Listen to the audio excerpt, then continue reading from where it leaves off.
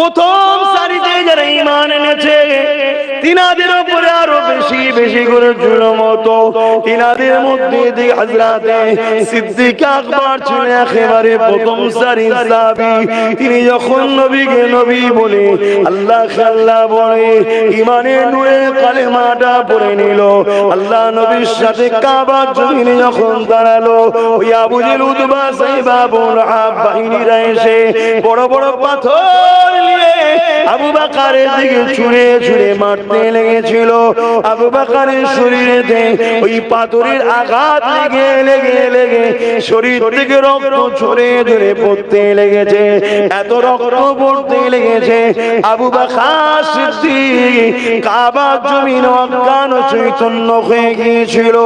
অনেক বড় কথা, তথাপি আবু বকর এত কষ্ট পাওয়ার পরে পুনরায় যখন জ্ঞান ফিরে এলো, প্রথম জবানে যে কথা বলেছিল ওই কথাটা ছিল ইয়া উম্মি কাইফা আলুন নবী, আমার আম্মা জান আমার নবী কেমন আছে।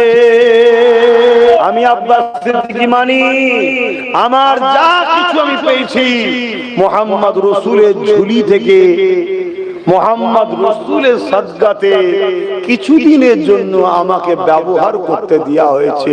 সব কিছু আল্লাহ বানিয়েছে মুহাম্মদ রাসূলুল্লাহর জন্য। জোরে বলুন সুবহানাল্লাহ। এটা আমি মানি, আপনারা মানেন না? মানেন? হ্যাঁ, ঈমান রাখে, ঈমান রাখে, তবেই তো আল্লাহ খুশি হবে। হযরত আবু বকর সিদ্দিক উঠে দাঁড়ালেন, ইয়া রাসূলুল্লাহ হাবিবাল্লাহ, আমি আবু বকর আপনার কাছে ইজাজত চাই। ইয়া রাসূলুল্লাহ হাবিবাল্লাহ, আমিও কিছু ভালো লাগে, হুজুর আপনি যদি ইজাজত দেন আমি আবু বকর তাআলা আপনাকে বলবো। আল্লাহ নবী বললেন, আবু বকর বলে কি আপনার পছন্দ হয়? হযরত আবু বকর সিদ্দিক বললেন, ইয়া রাসূলুল্লাহ হাবিবাল্লাহ, আমার সর্বসময় আপনার কদমের কাছে বসে বসে বসে আপনার নূরের চেহারাখানার দিকে তাকিয়ে তাকিয়ে দেখতে ভালো লাগে। আরো জোরে বলুন সুবহানাল্লাহ। এক একজন এক একটা চাইলো, আর আবু বকর সিদ্দিক কি চাইছে? হুজুর আমার ভালো লাগে আপনার কদমের কাছে বসে আপনার দিকে চেয়ে থাকবো। বাপ, এর মাকামটা কতটা জানো? এর মাকাম এই যে চেয়ে বসে থাকবো বললো ঠিকই, এর সম্মান কত, এর দরজা কত। হ্যাঁ,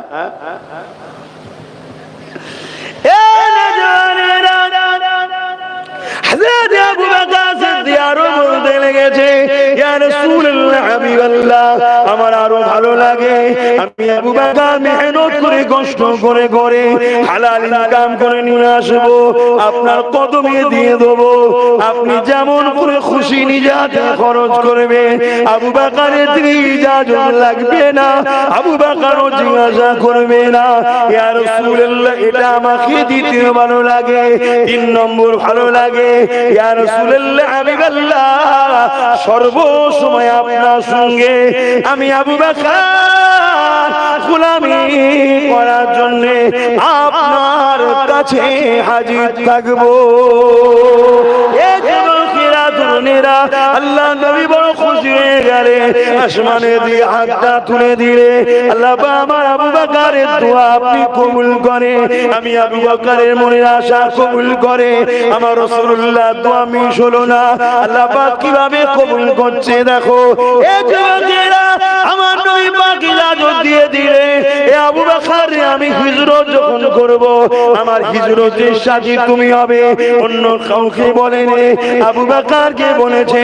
অনেক বড় কথা, 6 মাস পরে আবু বকরের দরজার গোড়ায় আল্লাহ নবী যখন পৌঁছে গেলে হালকা করে সালাম দিলেন, আওয়াজ দিলে সঙ্গে সঙ্গে আবু বকর লব্বাইকা ইয়া রাসূলুল্লাহ, লব্বাইকা ইয়া হাবিবাল্লাহ, লব্বাইকা ইয়া সফিউল মুসলিমিন, লব্বাইকা ইয়া ইমামুল মুরসালিন, এই বলে দরজা খানা খুলে দিলে আল্লাহ নবী জানিয়ে দিলে এ আবু বকর আজকে আমি আসবো এটা তুমি কি করে জানলে হযরত আবু বকর বলেছিলেন ইয়া রাসূলুল্লাহ হাবিবাল্লাহ হুজুর আপনি আজকে আসবেন আমি জানি না তবে কি করে তুমি জানলে দরজার ঘরে দাঁড়িয়েছিলে একবার সালাম দেওয়ার সাথে সাথে দরজা খুলে দিলে ওই সময় সিদ্দিক আকবর বলেছিলেন ইয়া রাসূলুল্লাহ হাবিবাল্লাহ আজ থেকে 6 মাস আগে আপনি আমাকে বলেছিলেন আবু বকর তুমি আমার সাথী হবে হিজরতে সেই দিন থেকে নিয়ে প্রতিদিন বাদ মাগরিবের নামাজ এই দরজা ঘরে আদায় করি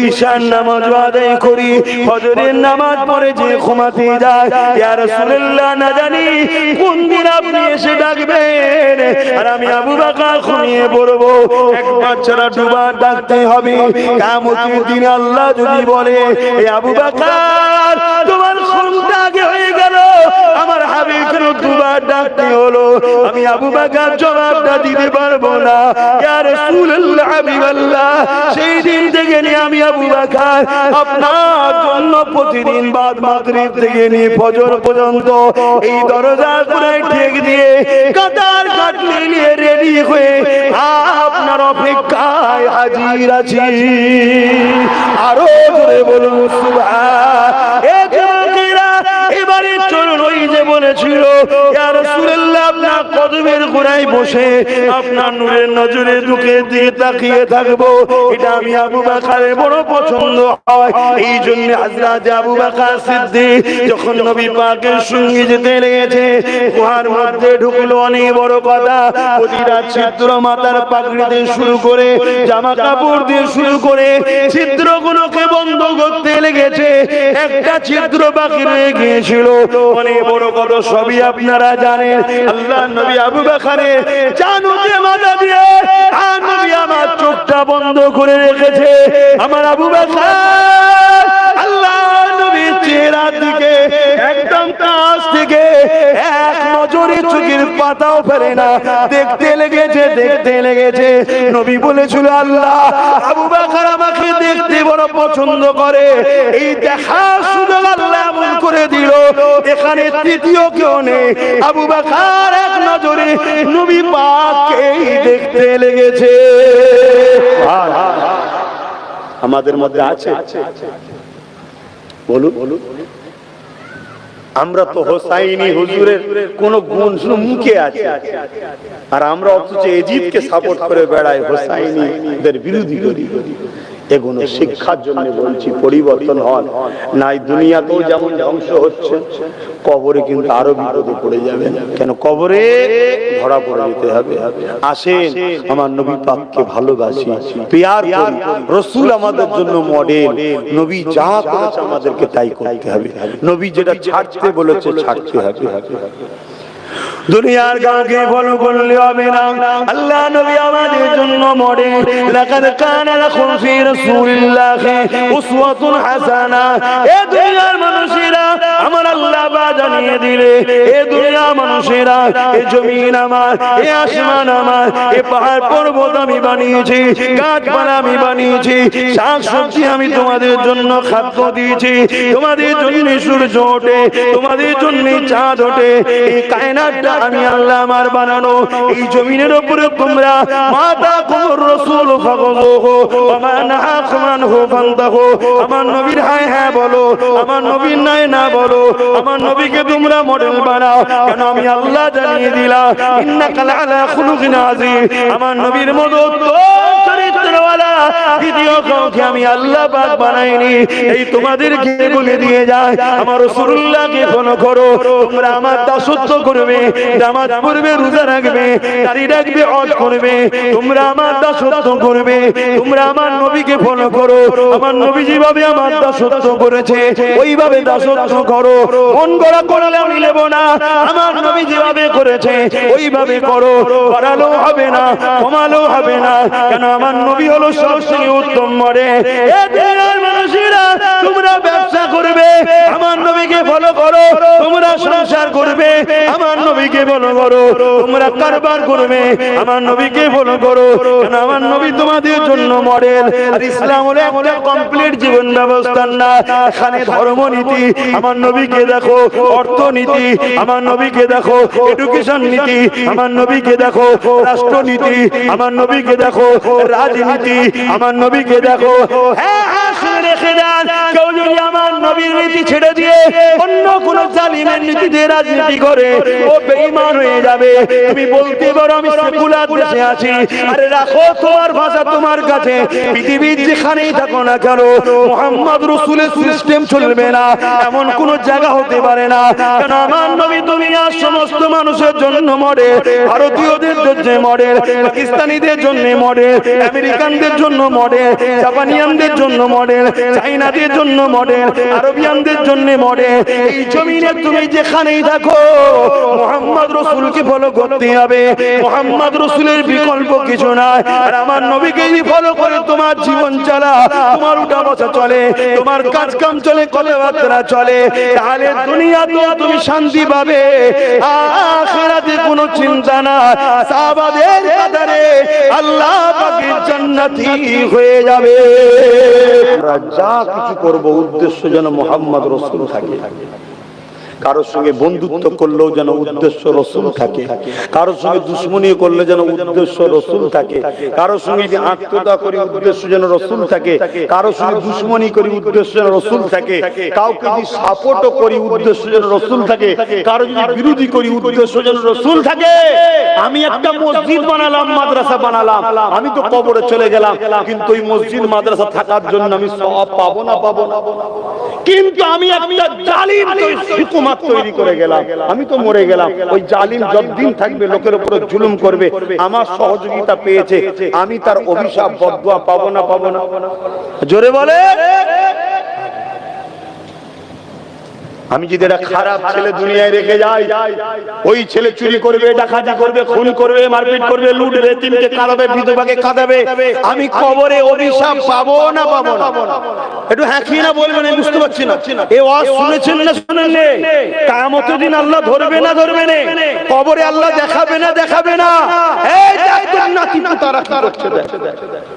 আর যদি আমি একটা আলেম ছেলে, আল্লাহ ওয়ালা, নেককার, গরিব দরদি, মানুষ দরদি, দেশ দরদি, সমাজ দরদি, এতিমদের দরদি, কাউকে লোটে না, দান করা ভালো ছেলে যদি একটা রেখে যায় সমাজে, তাহলে ও ছেলে যত ভালো কাজ করবে কবরে আপনি একটা নেকি হিস্সা পাবেন না, পাবেন না?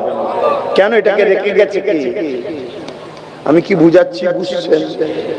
খুব ভালো তাহলে বুঝু। আমাদের ভুল হয়ে যাচ্ছে, আমরাই ইসলামের দুশমন হয়ে যাচ্ছি। আমরা এমন এমন লোকের সঙ্গে মিশে ফেলছি যারা ক্ষমতায় এসে আমার মাদ্রাসাকে সন্ত্রাস তৈরি হয় বলছে, কে আতঙ্কবাদী হয় বলছে, কে বুলডোজারদের ভেঙে দিচ্ছে, কে আবার মাদ্রাসার শিক্ষক বন্ধ করে দিয়ে মাদ্রাসাকে শেষ করছে। এর জন্য কি আমরা দোষী হচ্ছি না? হই না? পাঁচটা লোক আছে, পাঁচটাই যদি খারাপ হয়, আপনি আমি এখন তুলনা করতে শিখেছি, ওর থেকে এ ভালো, ওর থেকে এ ভালো। আরে কে ভালো? মক্কা শরীফে তিনটে শয়তান আছে, বড়, মেজো, সেজো। আপনি বড়টাকেই শুধু মারবেন, বাকি দুটোকে মারবেন না। কেন? বড় থেকে মেজো, সেজো তো মেজো, ছোট তো ভালো। এই হবে, আপনাকে তিনটাকেই মারতে হবে, নিয়ম এটা। তাহলে আপনার কাছে ছোট শয়তান হোক আর বড় শয়তান হোক, সমান না দাদা? অন্যায় অন্যায়। একজন ধারালো ছুরি দিয়ে আপনার ছেলেকে মেরেছে, আর একজন ভূতা ছুরি দিয়ে মেরেছে, আপনি শাস্তি কি আলাদা চান না এক চান? সবের বেলায় বোঝেন, আর ও খারাপ, এ ভালো, তুলনামূলক ভালো। এই চক্রান্তের শিকার হই তো আমরা শেষ। আমাদের কাছে সবাই খারাপ, আমাদের কাছে ভালো সে যার কথা, ব্যবহার, আখলাক, কোন ইশারা, ইঙ্গিত, ডাইরেক্ট হোক ইনডাইরেক্ট হোক, আমার নবী পাকের দিনের ক্ষতি হবে না, গরিবদেরকে লুটবে না, এতিমদের উপর অত্যাচার করবে না, মানুষের উপর জুলুম করবে না, সেই হলো আমাদের কাছে ভালো। ঠিক না বেটি? যদি বলেন তো সেরকম নেই, নেই তো ফরজ নাকি, ওয়াজিব নাকি, সুন্নতে মুআক্কাদা নাকি, ঘরে ঘুমোকে যান, বেশি মাথা মারতে যাবেন না। নেই যখন তৈরি করার চেষ্টা করুন, ঠিক না বেঠিক? তৈরি করতে হবে না? আল্লাহ নবী বললেন কেউ নোংরা খাচ্ছে, তুমি তাকে মানা করো নোংরা খেও না, হারাম খেও না। যখনই মানা করলে শাস্ত্র তুমি তাকে ভালো খাদ্য আবার দাও, এটা শরীয়তের হুকুম। তাহলে আমি যেমন বারণ করলাম, তাহলে আমারও দায়িত্ব আছে তোমাদেরকে ভালো খাবার দিবা, ঠিক না বেটি? তারও চেষ্টা করছি না করিনি? হ্যাঁ করছি, তোমরা সবই জানো। আসেন, দুনিয়া আখিরাত দুটো জায়গারই ভালোর জন্য আল্লাহ দোয়া চাইতে বলেছে। আমি যে কথা বলতে গিয়ে দিকে চলে গেলাম, আমার নবীকে ভালোবাসে। जो कोई गम सताए तो मदीना याद कर लेना, ना दिल को चैन आए तो मदीना याद कर लेना। उमर जिंदगी में गम के दिन तो आई जाती है, उमर जिंदगी में गम के दिन तो आई जाती है।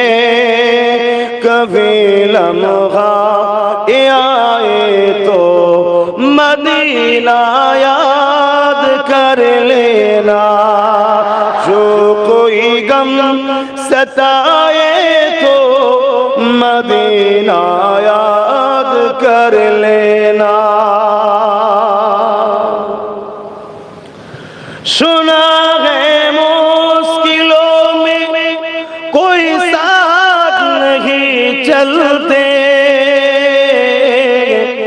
বিপদ এলে কেউ সাথ দিতে চায় না, তাই না? এটা শুনেছি।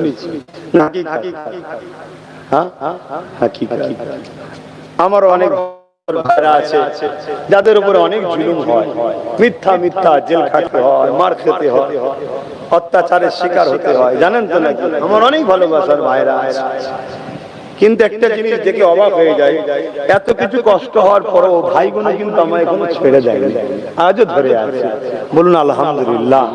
আর আমি ওই ভাইগুলোকে বলবো, ভাই তুমি যদি আমার জন্য মার খাও ভুল হচ্ছে, আর আমি তুমি একটাই লক্ষ্য